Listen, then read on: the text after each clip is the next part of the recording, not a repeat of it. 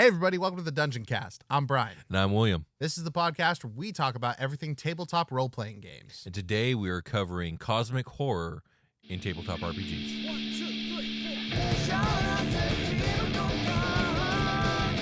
Welcome, adventurers, to the Dungeoncast. Hey, Brian. Hey Will, How you doing? am I cosmic or horrible this episode? I am both I'm combined. hoping we're both. Yeah, we're both combined for sure. Yeah, you will not be able to look at the YouTube video lest you lose your sanity. Indeed. For the patrons have spoken yet again from the depths of the abyssal layer of our Dark Lord, also known as the Dungeoncast Patreon, and into an outer void even stranger and more alien. For though the demons of the abyss and their demon princes may be immortal beings beyond the comprehension of mere mortals, the eldritch horrors of the far realms and beyond are beings of another kind. That's right, we're talking about cosmic horror. Nice pick, guys. Good job. Good job, Patreon. We're good at Peeps. this one. Yeah. It was a tough one. It was actually a tough one for me to write about, probably because it was a little more personal for me. Well, we've done episodes adjacent to this. Yeah. Plenty of times. This is more like a general talking of the genre. Yes. Well, before we've talked about more specific things from the genre. Mm-hmm. It's been a long time since we talked much on this topic. We do have an episode on the Great Old Ones. Probably one of our most popular episodes out there. On YouTube, anyway. Yeah, on YouTube anyways. And that was 5 years ago, though, so it's been some time. Mhm. In today's episode, we are going to get into the nature of cosmic horror as a genre, how you as a GM/DM can implement the different aspects of the genre into your game, the built-in lore and pieces of games like D&D Pathfinder that are taken directly from cosmic horror, and the pros and cons of tackling this genre with D&D versus other systems designed to interact with cosmic horror themes. Right. I mean, there's the Call of Cthulhu That's game, the main too. one. That's the big one. Yeah. And I haven't played that one personally, but from everything I've read and talked to people, it's like the one to try. Yeah, I've listened to some actual plays of it. It's really cool. Very Yeah. cool. You can get pretty creative in that space, obviously. For sure. Anything that you can't imagine, but do imagine. But It's a have to imagine. There's yeah. a paradox here, right? That's the nature of this genre. So, Yeah. so first up, I think we should probably answer the question of what exactly is cosmic horror. Mhm. Wikipedia describes cosmic horror or Lovecraftian horror, sometimes used interchangeably, as a subgenre of horror fiction and weird fiction that emphasizes the horror of the unknowable and incomprehensible more than gore or other elements of shock. Though I think this is accurate in a general sense, I would say not only as it pertains to TTRPGs / D&D, but in the public zeitgeist as well, that cosmic horror is defined by its themes of cosmic dread, forbidden and dangerous knowledge, insanity, inhuman influences on humanity, religion, superstition, inevitability, and the risks associated with scientific discoveries. Yeah, I think the bit about like the unknowable and comprehensible, like other than gore, I don't know, sometimes they're separate, like, and it's clear that you want the evil to like take the quote unquote protagonist like away in a mysterious fashion, or they just like their journal entries end or like whatever. You don't Right. know what happened to them. But Yeah. I've been seeing, especially in more modern stuff, the gore being woven in. Yeah, definitely. Especially in like a game that has an arc that you're playing. There's going to be like some body horror stuff going on, apparently. Which, honestly, there was plenty of that in Lovecraft stuff, too. It's true, yeah. But you're right. The overwhelming sentiment of cosmicism is the sense that ordinary life is a thin shell over a reality that is so alien and abstract in comparison that merely contemplating can damage the sanity of an ordinary person. Right. That we, as humans, are insignificant and powerless at the cosmic scale, and it more often than not rings with a uncompromising negativity and sense of doom. Yeah, your mind like loses ground in this reality, trying to grasp this other reality, like some string theory, multi-dimensional stuff. For sure, yeah. Other like the fourth dimension, right? Right. I would say when I read something that is cosmic horror and I feel like it's done its job, I feel very disquieted at the end. I feel like this overwhelming, maybe not negativity, but just like downtrodden, I guess. So I guess that is negativity. Like when I finish reading a cosmic Oh, horror, yeah, I'm usually okay. like filled with a sense of like doom and disturbance and disquietment. I would call mine like negative wonder. Yeah, that's Yeah. a really good way to put it, because there still is that wonder and curiosity going on. Because at the end of a lot of these stories, I Negative say wonder, I like say that. wow. You know, Yeah, like, definitely. at the end of an Edgar Allan Poe, which like sort of is the groundwork for a lot of this stuff for Lovecraft, is sure. like, oh shoot, like that was crazy, you know? Right, yeah. No, I think that's apt for Good sure. thing that's not gonna ever happen to me or be real for anybody. And I put it down and I lay in my bed and like, or will it be my fate? For sure. Now, it might seem like this genre is one of the most counterintuitive pairings with a game like D&D. Though D&D can be and is often played in a gritty or dark fantasy setting, the game does have a tendency towards heroism and saving the world. Yeah, there's some like happy-go-lucky elements baked into D&D that I like a lot. Absolutely. Also, there's the adventure. There's like much like the Greek mythos. Oh, look, part of it all. a lucky little hobbit. Right, sure. Great. I love Hobbit. Stop. Right, that's what I mean. It's like, there's one. I love that thing. Yeah, it's here in my fantasy game. I think Frodo's journey is heartbreaking in a lot of ways, especially when you get into like what the ring does to his soul. But right, anyways, because he was this happy-go-lucky little he hobbit. was, but Yeah. no longer. Anyways. Or Frodo. Rather than give the player a feeling of helplessness against the greater cosmos, the game is designed to give the players the tools they need to gain more and more power until they can deal with existential threats to the cosmos. Mhm. This is especially true in 4th and 5th edition D&D, where player characters are pretty strong and adept even from early levels. Mm-hmm. And I would agree to a certain extent, D&D and other high-powered fantasy adventure RPGs and Lovecraftian Eldritch Horror are not the most natural pairings. In fact, when paired, they change each other and become something very distinct from what either of them were.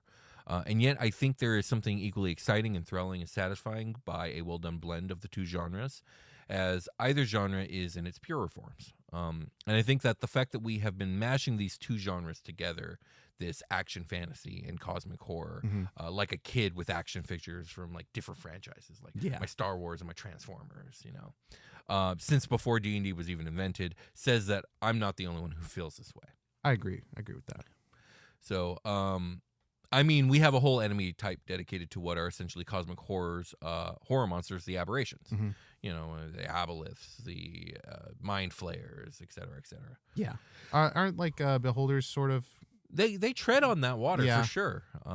They cosmically horrify themselves into existence. Yeah, they do. Absolutely. We have subclass options that are tied to cosmic horror and eldritch entities, the Great Old One Warlock and the Aberrant Mind Sorcerer. Many of Gary Gygax's biggest inspirations for D&D fantasy works in his Appendix X or Appendix N, which is, have you heard of Appendix N? Do you know what that is? It's come up a couple times, I think. It is his list of books that he cites as what inspired D&D for him. Right. Okay. And that list is rife with weird fantasy, cosmic horror fantasy, and fantasy with elements of eldritch beings beyond comprehension. Right on. And we have done episodes on the Far Realm, which is a whole outer realm that's D&D specific. That is basically the cosmic horror realm. D&D and cosmic horror have had a long, ongoing love affair. Yeah. Does it feel to you like D&D is like this house made of similarly colored blocks, and then the cosmic horrors are like kind of how they are in the stories, just like slapped on top this bulbous crazy thing, like on top of the outside of this house? I never thought about it like that. I mean, I could see it like that. You know, my experience with D&D has always been like D&D and Pathfinder and stuff like D&D are kind of just big kitchen sinks, right? That have just anything and everything in them. And you just pull out what you want and what you need. And for me, it's like, it's very rare that two genres in some way can't work together.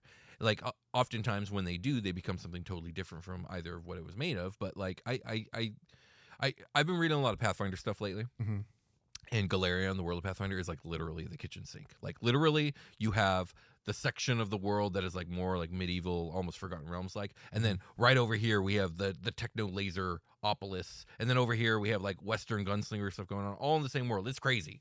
Galarian's crazy. Okay. So everything has its own space. Everything has its own space. That's what I feel like in this kitchen sink you're talking about. Yeah. Like my tools to grab from for cosmic horror would be up on top of the sink. You know what I mean? Like its own little weird basket made of sticks. Sure, or something. Absolutely. I can see gross. that. I got to reach in there and grab I like something. that. But like it feels Or feels more- as separate as they're meant to feel. Or is it more like what's down in the garbage disposal? Yeah, I And got. you're like, oh shit, something fell down. I gotta there. move everything over Oh, and no. stick my hand down there and Oh hope god, nobody... what's that? Don't flip that switch. That's the disposal. Yeah, I hope your hand doesn't get cut up by that blade. I mean, I mean, the thing is, like, a lot of people from outside the United States, they're not familiar with garbage disposals. There's not really blades down there. It's more like chunks of metal that kind of grind up. Anyways. They will destroy your hand. They will destroy your hand, but they won't slice it off. Kind of. Really? I've seen some nasty not in person, but like. Interesting. I don't know. I've never met or actually heard of anyone who's ever actually hurt themselves from one. I got a spoon down there one time. Yeah, fucked up my damn spoon. Yeah, they will like chunk a spoon up for sure. Yeah, I didn't notice it. Put that spoon in my mouth. Oof, yeah, that's rough. Okay, back to Eldritch Horrors. What was that? That being said, how one uses these things in their game can greatly alter the feel of their campaign or adventure. So let's talk a little bit about implementation. The way I see it, there are essentially 3 styles of integrating cosmic horror elements into your tabletop RPG. I'm speaking very generally here. There are countless ways one might choose to integrate the genre into their game, but I think almost all of them fall into these categories or a blend of these categories.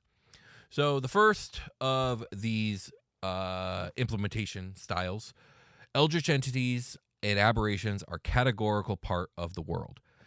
They may be alien-minded, and they likely are extraordinarily powerful. But if it has stats, it can be killed. Mm-hmm. Love and that. If the player gets to fight it in a traditional combat, it should have stats. Right. This is the least cosmic horror of methods, but it is a fun one. This is like Conan the Barbarian. Yeah, where the esoteric cult brings Cthulhu in. And because he just so disbelieves in that bullshit, he can punch Cthulhu in the face and rip his head off and send him back. I love Conan the Barbarian, by the way. I think he's fantastic. Yeah, he's pretty good. The horror or horribleness of these threats is similar to classic D&D evil entities such as necromancers, the undead, fiends, and evil gods, just with much more tentacly alien flavor. Mm-hmm. Much like when you reflavor or reskin monsters, simply changing what you are describing and presenting to your players can give a really different experience.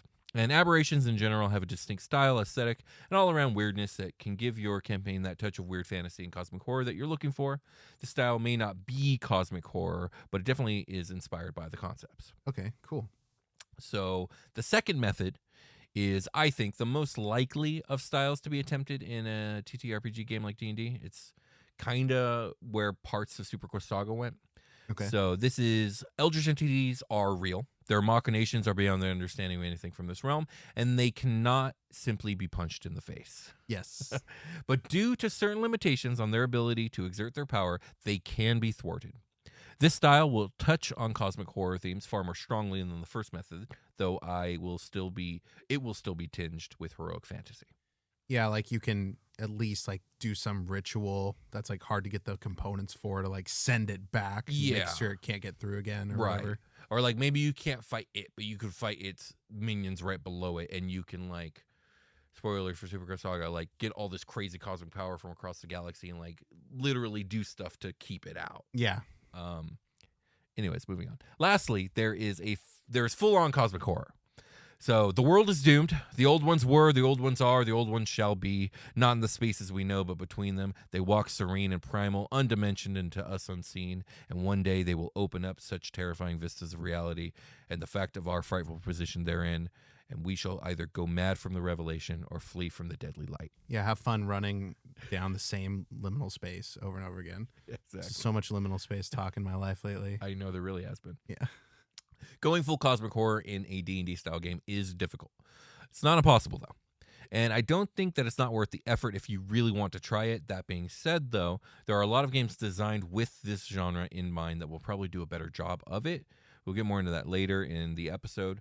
First, I think it makes the most sense to tackle the second category, where high fantasy and cosmic horror meet somewhere in the middle and make an interesting amalgamation. Yeah, I think that's it. Especially if you start with the high fantasy and then like the cataclysmic event happens where this stuff starts transitioning into your world, and then the world slowly transforms into the cosmic horror thing. That'd be really cool. Yeah, the slow zombie apocalypse kind of vibe. Yeah, where everything slowly falls apart. So the first rule of cosmic horror in tabletop RPGs, and in general probably, is that your players cannot punch Cthulhu. You can't do it. This includes even when using an Eldritch Great One as the big bad evil guy. Making the cosmic horror entity the final boss and then making that boss open to attack will take away from the feeling of impossibility and inevitability this cosmic threat should have.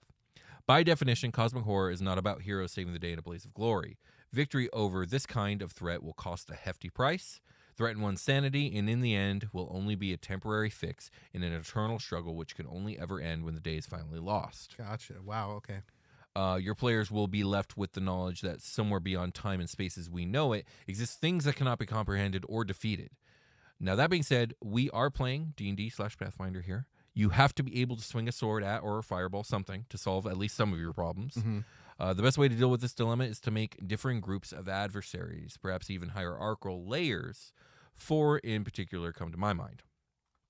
The first being unrelated adversaries / real-world problems.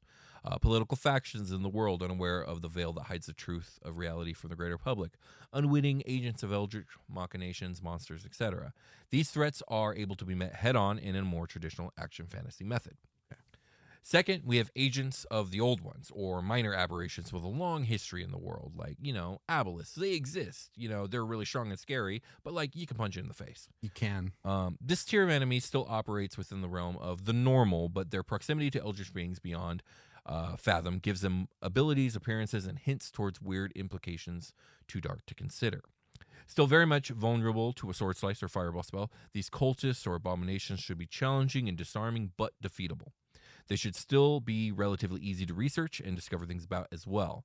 These are likely to be the main enemy tier list the party deals with once the cosmic horror machine really gets churning. This is going to be oh shit, this is going to be a cosmic horror campaign. Yeah. Sorry, I'm talking a lot. Any thoughts or anything? I'm absorbing because while I'm very familiar with this, I like still picking stuff up here because I like to use cosmic horror. Yeah, I know it's a thing both of us like to use a lot. So tier 3, cult high priests, minor eldritch beings, or aberrations. These types of beings are rare to the point of being unheard of or difficult to learn anything about from basic research, and powerful and alien enough to start bending the rules of the game itself.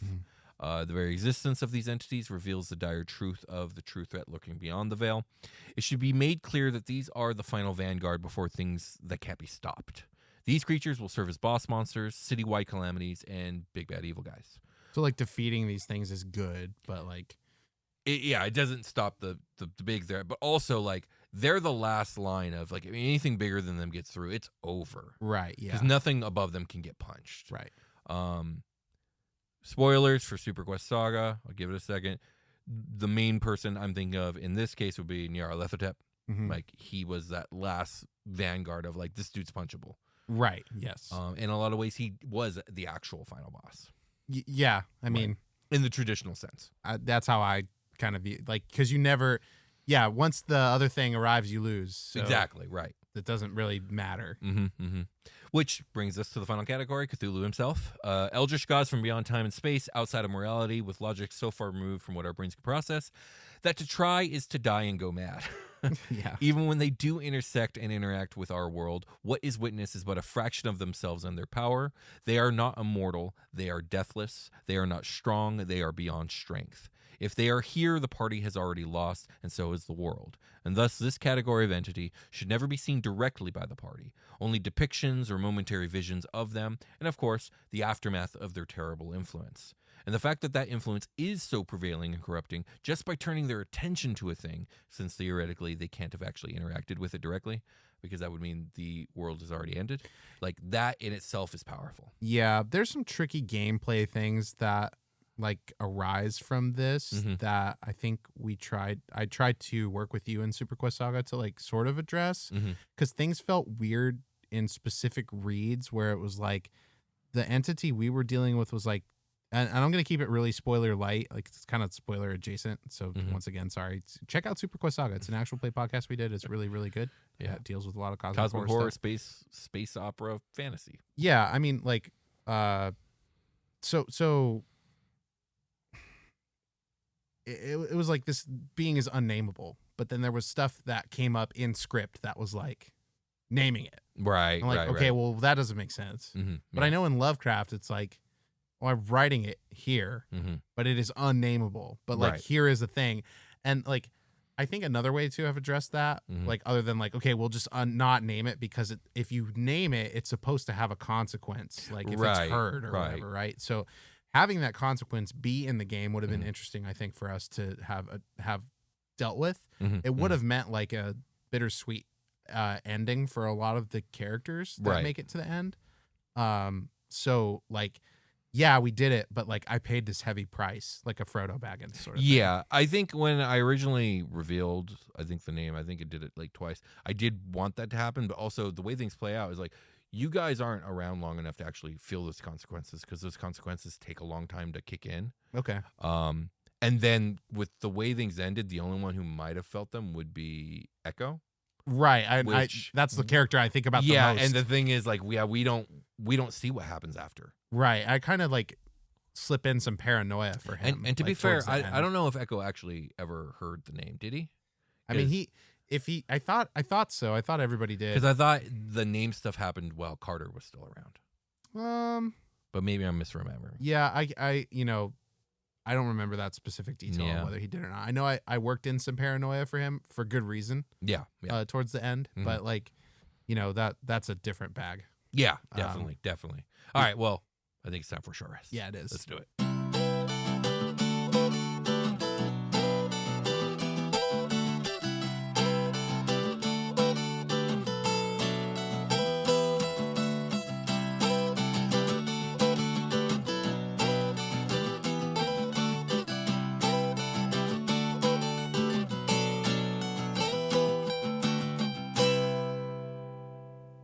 We've returned. Indeed, we have. We're fucking back We are. in unknowable fashion.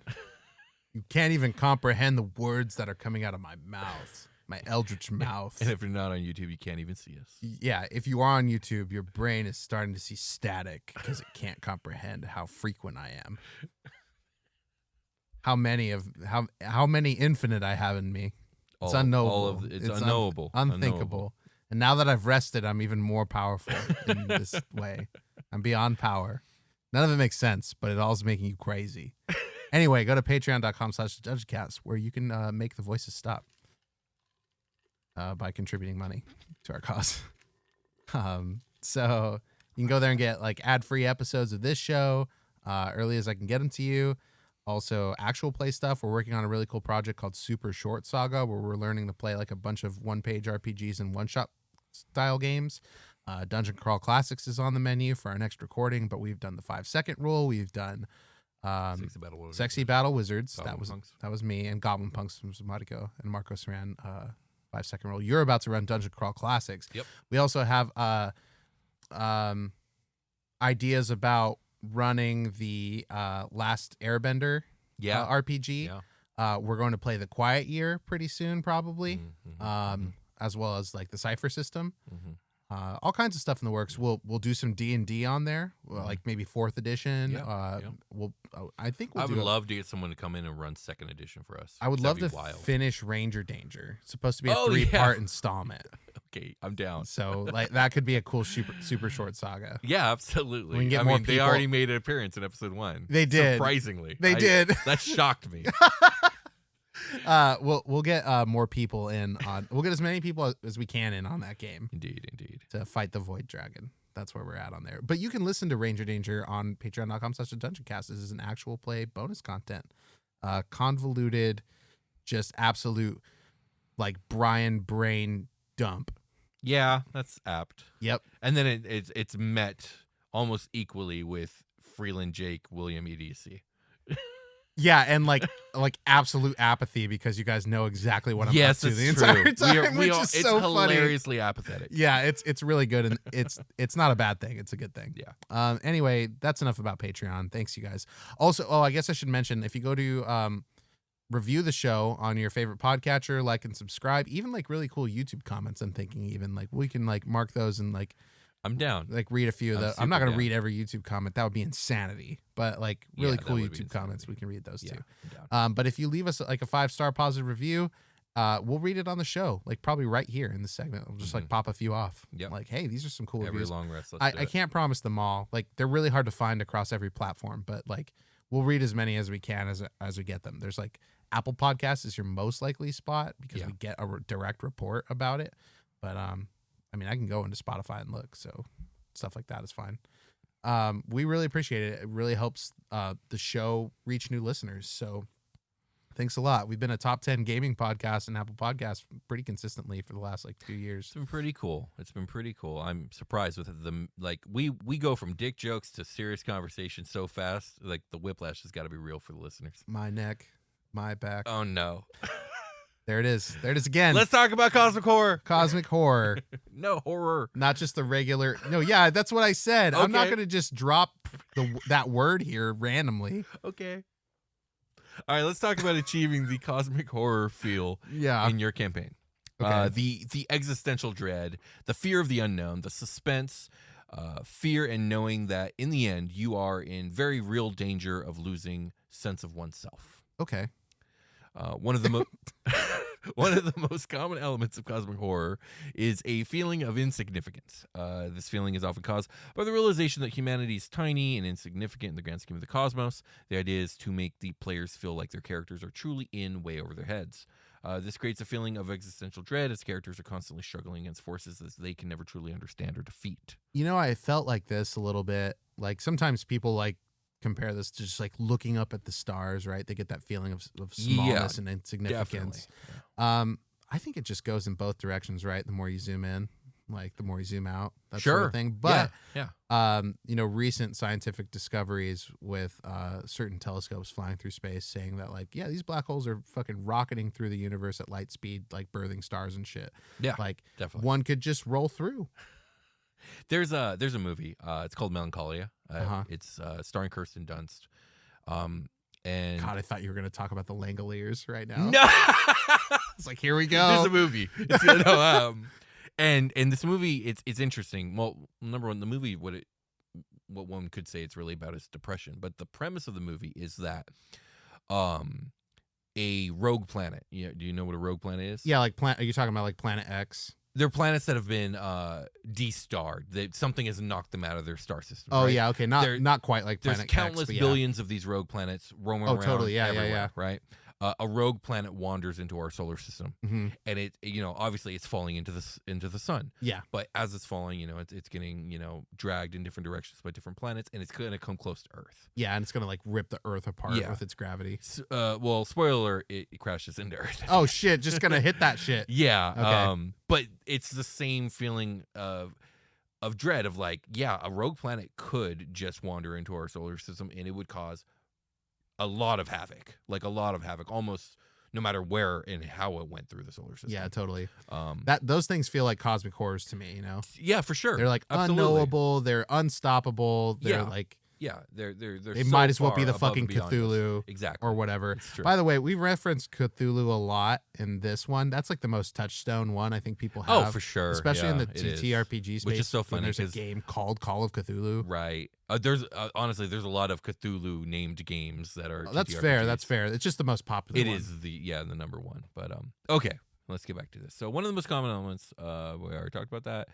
You can achieve this insignificance feeling in a number of ways.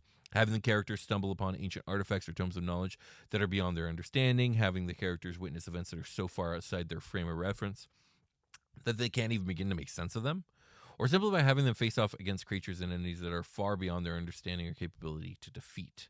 Some of them tier 3 eldritch enemies we talked about. Okay. Hey, is the planet Ego like a cosmic horror? I don't think so. I mean, it's weird. It's kind of like a crossover between like the Planet X, but it's like a thing. Like, wouldn't that be Yeah, cool to it's a have like sentient planet? the Yeah. Planet Ego, or like isn't there that Green Lantern planet guy?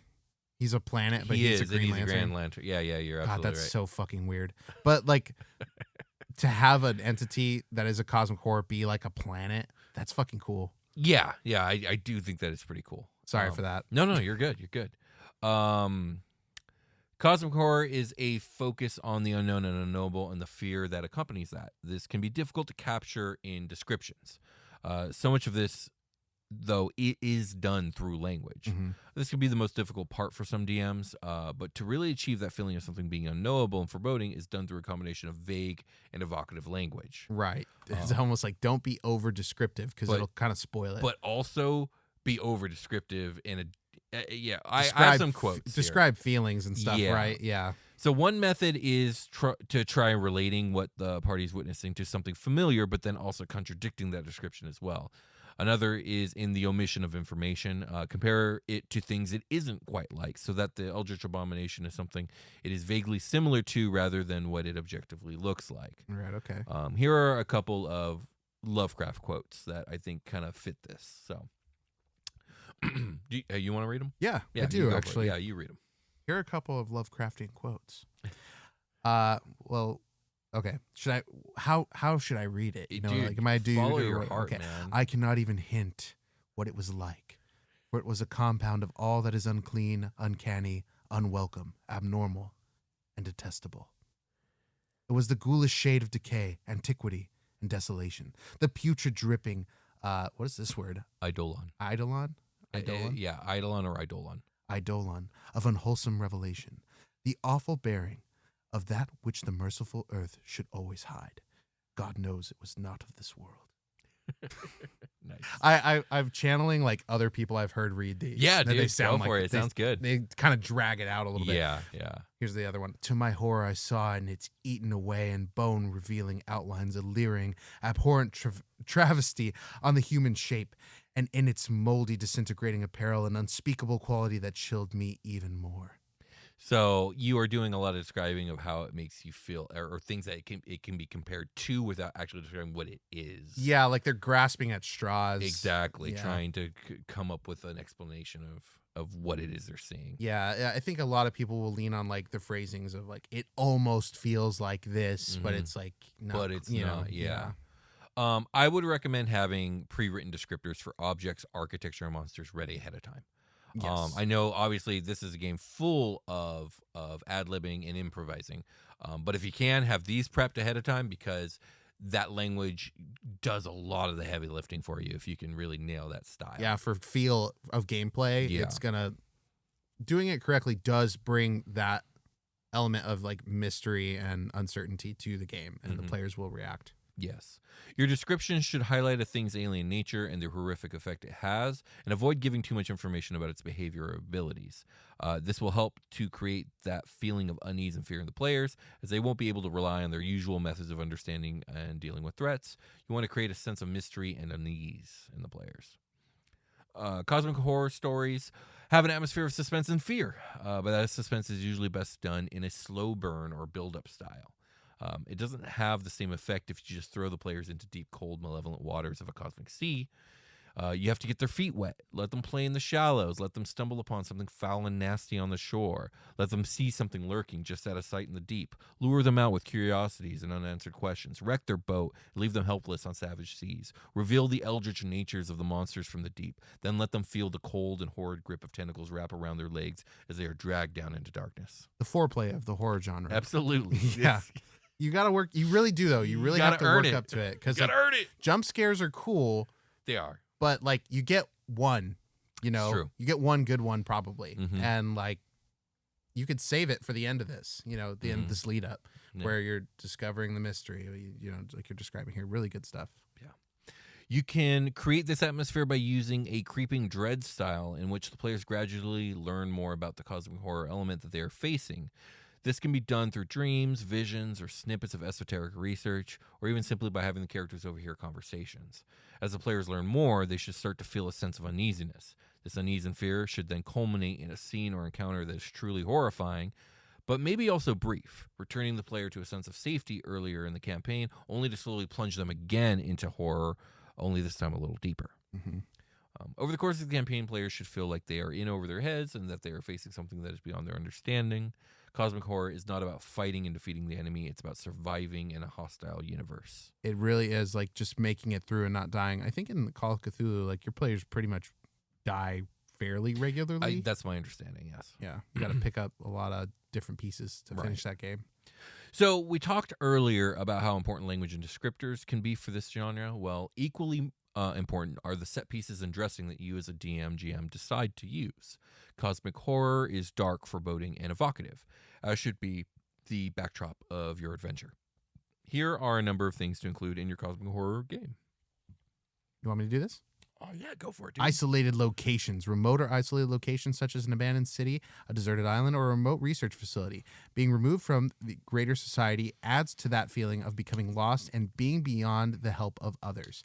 Obscuring environments that obscure the senses, can add to the feeling of isolation and the sense that danger could be lurking out of sight nearby.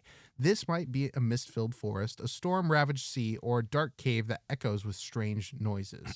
Strange and bizarre architecture. The architecture in cosmic horror settings is often strange and bizarre. So much of that in Lovecraft. Yeah. This adds to the feeling of wrongness and strangeness of what the players are dealing with. This might be an ancient temple or ruins that are filled with unsettling carvings made from mysterious, unidentifiable materials, or that structure seems to defy the laws of physics. Unnatural lighting. What lighting you choose to describe can be from unnatural sources and have an unnatural nature. An eerie green glow or a dim, flickering light for which there is no clear source. Dangerous and bizarre wildlife. The wildlife in cosmic horror settings is often dangerous, hostile, and most importantly, unexpected. Maybe the animals in an area are touched by the great old ones, are infected with strange diseases and mutations, like Hollow Knight. I'm almost done with Hollow Knight. I'm at 95% I hear it's good. completion. Christina's playing it right now. She loves it. Yeah, Yeah. I think you'd like it. I think I would too. It's a Metroidvania, so There's I love a those lot of genre cool games. lore in it, too. That's what I've heard. Yeah. That's what I've heard. Plants that emit poisonous gas, creatures have too many limbs or heads, or perhaps creatures from beyond the veil have pierced through. These things should be deadly. They should also share characteristics of creatures we are familiar with, but also be nothing like them at all. Insectile, cephalopodic, lizards with plant-like spines that sway and curl as if alive, with minds and intent of their own. And back to Will. Okay. Now let's talk about sanity and sanity mechanics. So, insanity is a central theme in many cosmic horror stories. Characters who are confronted with the horrors of the universe often go mad as a result. Using this can serve to ratchet up the tension in a story, as the player knows that any character could become insane at any moment. Right. It's just random. Yeah. D&D 5e has the madness condition with short-term, long-term, and permanent madness effects, usually with a simple wisdom or charisma saving throw. Save can be caused by a number of things, such as witnessing a horrifying creature or attempting to decipher a tome of eldritch knowledge. This is a pretty decent mechanic that achieves its purpose. I actually think this is a really solid mechanic, and what's great is it is pretty liftable and usable in almost any system that you do use. Totally, yeah. Just, you got to figure out what you're going to use as that saving throw, but that table's great. Yeah. Pathfinder 1st Edition has a pretty cool madness list and save mechanic that is also worth a look. I'm sure there are other systems out there that have solid madness and sanity systems that I'm unfamiliar with. If 5e or Pathfinder don't have what you need for this mechanic, you might want to poach something from another system. But then at that point, you might want to seriously consider that D&D Pathfinder might not be the right system for your game. If you're going there, if those sanity rules aren't good enough and you're poaching from this other one, well, maybe let's consider this other one. Yeah, those more experienced will know what is right and wrong for what they can get away with in their game. You know, because D&D really can, and Pathfinder 2e as well. It's pretty much the same thing, right? So you can make anything work. You really can, but you really can. That's the thing, right? Like you have to make it work. How hard do you have to try to make it work? Yeah. And like, should you just go play the other system? The other system might be perfect for you. Yeah, you know, give it a shot. Yeah, I mean, for me, when it comes down to it, is like D&D and Pathfinder, which is basically D&D. They're at their core, they are action fantasy games, right? Mm-hmm. So no matter what you try and do with them, that action fantasy portion is always going to be there. And so you can do anything with it, but you can't get rid of that core. Right. So if that core is what's bugging you, that if it doesn't feel like the thing you're trying to do, and that the reason is because of that action fantasy core you can't get rid of, that's when you have to do a different system. Yeah, if hour-long combats, 2-hour-long combats don't fit your thing, like that's solved by a lot of other games. Yeah, like Powered By, I'm sure, has like a great system for cosmic horror. I'm positive that's actually one of the ones I would go to. I would try. So we're kind of talking about what I wrote here, but there are a ton of games out there with the cosmic horror genre as the foundation of their creation. These systems will hit a lot closer to a pure cosmic horror feel than D&D ever could. D&D and its ilk will always have heroes, classes, fantastic abilities, and combat at the center of its design. If you want to integrate any genre, cosmic horror included, those elements are going to be mixed in with it. And if you're okay with that, I always am for the most part, you can have a Cosmic Horror D&D game. It will be both. Even games that lean into the fragility of a hero and the dangers of the cosmos, such as Dungeon Crawl Classics or Torchbearer, will have their limitations on how Cosmic Horror it can get. But if you want that pure Lovecraft horror experience, you may want to try your hand at Call of Cthulhu, Cthulhu Dark, Delta Green, Cult, Divinity Lost. Different games have different tools and are better at achieving different things. As someone who is currently steeped in 4 different systems right now, I will say try not to be daunted by the idea of learning a new system. It's not that hard. It really isn't that hard. And it gets easier the more you do it. Yeah, especially with background in like one of the many popular TTRPGs, they all lay a pretty good foundation from jumping from ship to another system. Yeah, absolutely. So that's what I got on Cosmic Horror and tabletop RPGs as a general topic. Thank you, patrons, for your votes. The nominations are in for the May topic. I believe we're going to launch the vote Monday. I think Monday we're launching the vote for it. So. Yeah, and shout out to all you repeat nominees. Like, trying to put them in there. Yeah, no, I'm sorry no one's voting for Malar. Yeah, it is. It just is sort of the nature of the beast. Like, hopefully we eventually can get there. You know, maybe organically without. You know, we hear you though. Is the point I'm trying to make? Is like, thank you for participating in that. I know like there's some diehards out there, but you know, time will march on. Yeah. And we will podcast through time, as we do. do. Closing thoughts, I think, on this one should be like, what are your go-to inspirations for Cosmic Horror? Okay. I mean, it's mostly Lovecraft's work. I mean, totally. There's just so much what there. particular stories? I know we've probably mentioned some of this in the past. We have. For me, the main ones are going to be At the Mountains of Madness, Shadow over Innsmouth, Color Out of Space. God, I love the Color Out of Space. That's a good one. Have you seen the Nick Cage movie? I haven't, but I've heard good things. Nick Cage is also going to be Dracula. I know. I mean, I want to see that. That looks so one good. too. Nick Cage is like a sleeper. Steve from FBATS is like a huge Nick Cage fan. I like him too. The cornier, the better. Actually, somebody left a comment on the Aboleths episode on YouTube today that said that there's a really good YouTube read of The Mountain of Madness. Oh yeah, I saw that one. Yeah. I saw that one. I have to check that out. That was recent. Nyarlathotep, the story Nyarlathotep is a pretty good one. What else stands out to me? I mean, Call of Cthulhu is actually a pretty solid one. What's that one where he goes down in the submarine and you're reading his journal entries? Oh God, that's a good one. Yeah. I think he partnered with somebody on that book. I don't remember the name of it, but that's a good one. I can't remember the name either. And then there's another one he partnered with an author. I can't remember her name, but it's called The Horror at Martin's Beach. I fucking love that story. You told me about that one. That's a good one. Like a crazy old man in that one. There's like a sea captain dude. But he's not that crazy. Basically, the premise is this small like eastern coast shore town, and the fishermen fish up something that they never seen before. Right on, bizarre, okay. Right? And they put it up in a museum, right? And basically that thing's mother comes, and as I'm gonna just leave it at that, because it's no spoilers. What goes down is crazy to me. Like, it's so funny too, because I read it to my fiance and my sister, and they did not have the same effect on them. But for me, like, it just felt me with this sense of dread the whole way through. Once like stuff starts going down. Anyways, that's a good one. There's a lot of good ones though. There are. What about you?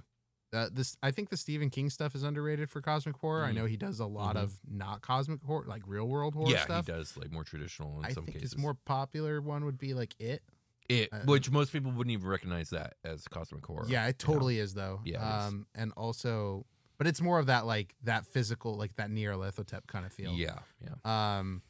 And then there's a lot of cosmic horror in Dark Tower, like a ton of it. Yeah, just like a definitely fuck ton of it, and it's really good. And it gets steadily more. You find out how crazy the rabbit hole gets, like the further you read into that series, because you start like encountering that stuff. Right, and in a way, that series kind of starts off making you think it's going to be a little bit action fantasy, huh? It is, yeah, and it is. There's action, dark action fantasy. Yeah, they mix the two genres mixed together better than I think a lot of people give it credit for. It's true that it's a very Lord of the Rings. There's a party, you know, like, right. They level up. They like grind out levels straight up. That's crazy. Yeah, like they do a training, right? They're like, you were meant to be this class of fighter. That's crazy. I've pulled you from another world, but and this is very light spoilers for the beginning books, but like the people he surrounds himself with are like brought to him by fate, and like very literal magic fate, right. like God intervening sort of, and then he just trains them, and they're like naturally gifted at what he's trying to train them to do. That's pretty crazy. He's like, that's why I sent you these particular people, because they'll fucking not only do the thing, but also they'll probably die for you. Damn. Yeah.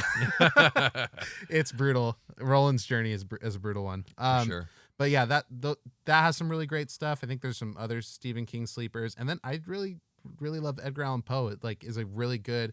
It hints at cosmic horrors. Yeah. A lot of it is very real world, earthly, or like very like the next thing after death. And there are some Edgar Allan Poe stories that like I can't differentiate from. Like, was that a Lovecraft story or a Poe story? Yeah, no, there's definitely like a torch pass between those three. Check my shit. Another Lovecraft one that I think is really good is called the Dunwich Horror, and that one's that's a popular one. Yeah.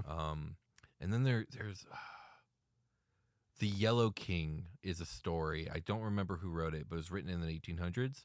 Yeah, I feel like we're hitting on the very pop culture stuff of cosmic horror genre. Yeah. But I'm sure there's a ton of great shit out there that like we haven't exposed ourselves to. I mean, Dead Space has quite a bit of cosmic horror stuff. Oh yeah, cosmic horror in video games is a real Hill, thing. Yeah, is another one that kind of touches on in a much different way. In a spiritual way. Yeah, there's like Cabin in the Woods is like a sci-fi slasher. I haven't seen that, but I've heard about it. It starts out like a sci-fi regular slasher movie, but it turns there's fucking like a unicorns and like all kinds of shit show up at the end. It's fucking wild. Sorry for the spoilers for Cabin in the Woods. You're good. My wife really likes that movie. A lot of people do, and I haven't seen it. And she like made me watch it, and I was like, "What the fuck? What the fuck is this movie?" I hear it's a great movie. It's a wild one for sure. A lot of cool like horror flicks that are just their own script, not really connected to much else. Have like cool inspirations for cosmic horror. Event Horizon's a cosmic horror movie. Okay, I know that there was a lot of Warhammer 40K fans that actually tied that movie as like the perfect origin story for the universe. Which is crazy because they're super unrelated. But I don't know the details of that because I'm not a Warhammer 40K guy. God, there was such I saw like the funniest fucking Warhammer 40K meme earlier today. And I think I can find it because I know what account did it. Just let me type this in. Do your thing, man. There's the account. I'll credit the account too. Yeah, it's D&D Dads, and I think they repost a lot of stuff on Instagram, so they probably found this somewhere else. But critical failure on spellcasting in D&D 5e. As DM side says, you miscast your spell, your turn ends, and you burn a spell slot. And there's a crying face guy with a wizard hat on that says, no, my action economy is ruined. Besides that, it's not raw. And then below it, it's a Warhammer fantasy roleplay, and it's the gentleman with the beards. That meme. Yeah, I've seen that one. So the DM side says, you draw the attention of the dark gods and accidentally open a portal to the warp while otherworldly entities rip your soul from your body. And the wizard guy on the right is like, understandable. I'll make a new character right away. That's hilarious. Yeah, Warhammer. That's Warhammer. Warhammer 40K is like super in the future in space. Yeah. But yeah, it's super dark and gritty and intense and crazy. And I know they're working on a movie, and I know Henry Cavill's involved. And that's fucking cool. Super excited about it. Yeah, Henry Cavill's like a huge nerd. Yeah, huge nerd. Yeah. Anyways, we're far off the subject. I thought it was appropriate for the end of the episode. Oh, totally. So. Consider it a dungeon chat. Bro. Yeah, indeed. Those of you on Patreon that remember those. Yeah. Okay. Time for the long rest. Yeah. Let's do it.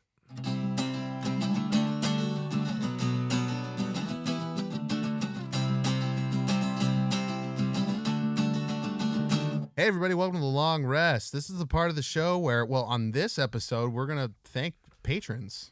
Indeed we are. So what has it been, a month since our last one, or did we we're doing one a month, so it should have been roughly a month. So there might be overlap here with the shout outs, or like picking up on people that have upgraded that we missed from last time. So thanks for being patient and sticking around for this part. We care deeply for all of you. I think our Patreon has really blossomed over the last little bit here, stretch. Yeah. And it's really nice. Thank you guys. So for appreciation time, we're going to do the thing. We got Robert Reed. Thank you, Robert. Annual subscriber. We did it. We got another one. Alejandro M. Ramos. Thank you, Alejandro. They're in the Omega tier. What was I doing for that? Oh God, it had something to do with a flute. No, what? I don't remember. Welcome to the Omega. Welcome to the Omega tier. Yeah, the super short saga What tier. was it? It was. You did a thing. I just don't remember what it was. Damn it, Brian. It was some reference to it. I have it all the stuff I'm supposed to do written up here, and I did not add that one. I'm a piece of garbage. Okay, Patrick Shoop. Thank you, Patrick. Patrick upgraded from $5 to $7. Welcome to the Omega tier, Welcome Patrick. to the Omega tier. Welcome to the Omega. That's what we'll do. Welcome to the Omega. I'm gonna write that over here. Welcome to the Omega. Motherfucker. Kirkus Hera.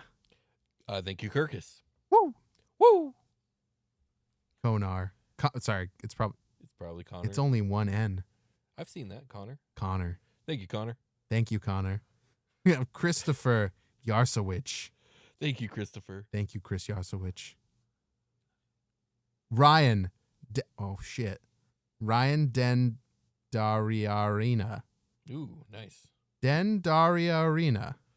Dendariarina. Thank you, Ryan. Thank you, Ryan Dendariarina. Woo! Woo! That's a fucking crazy name. I love it. It's just long and like lots of A's and other vowels. Alan Levin. Thank you, Alan. Thank you, Alan. Adam K. Gates. Thank you, Adam. Annual subscriber. Not sure why I did that. Bartimaeus Carbulo 6684. Thank you, Bartimaeus. Thank you, Bartimaeus. I had a Carbulo really 6684. great D&D character named Bartimaeus, one of my favorites of all time. Hell yeah, a classic. Malagra. Thank you, Malagra. Annual subscriber. Thank you, Malagra. They upgraded from 10 to annual. Nice one. Cade 5933. Thank you, Cade. Annual subscriber. Oh wait. Or no. not. They're more hardcore than that. Oh shit. It's like like 2.5 times. Holy shit. It's like that. Maybe. Ryan Ramirez. Thank you, Ryan. Annual subscriber. I swear, if you're an annual subscriber and your name gets called at the end of the long rest, you get way more fanfare than you do at the beginning. I know. I've warmed up my fanfare, so like I can just go. Yeah. Mark Oliver. Thank you, Mark. Thank you. Jordan Saijo. Oh God. Saijo? I'd have to see it. It's Seijo. I'm hoping that J is not supposed to be an H. I was gonna say it might be Seho. It might be Seho. What was the first name? Jordan. Thank you, Jordan. Thank you, Jordan. Sorry about saying your name probably wrong because I said it like 3 ways, so maybe I did it right one of them. I hope. Chase McClay. Thank you, Chase.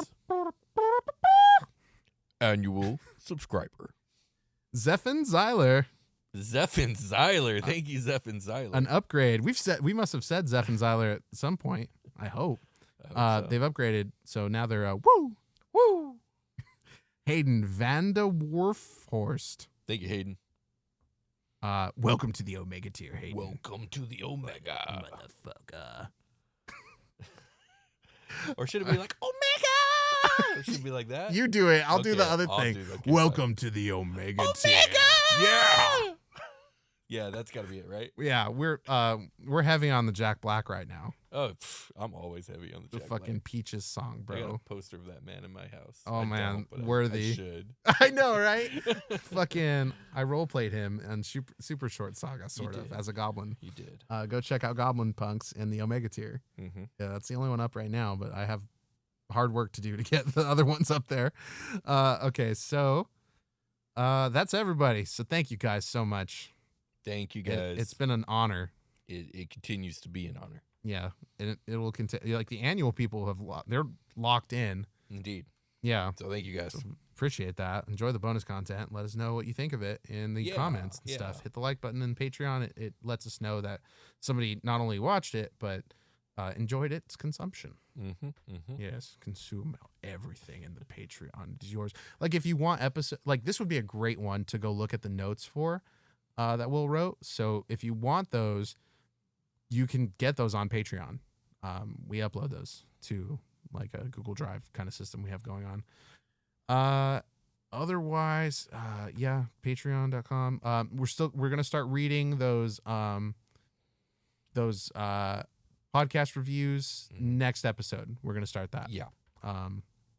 So yeah, I'll go start accumulating those. Check out the Discord. It's in the link. It's a wonderful community. Me and Brian are in there all the time. And if you're a fan of the show, it's definitely worth being part of that community. Yeah, if you want to talk to us, you want to call us out and shit, we'll fight you in there. Yeah.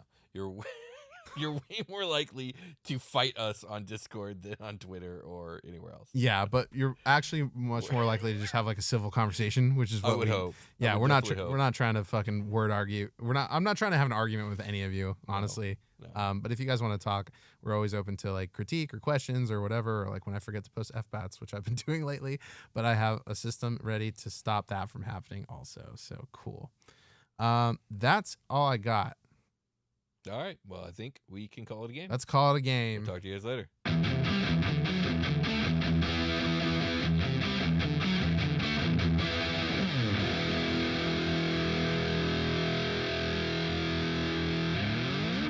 The Dungeoncast.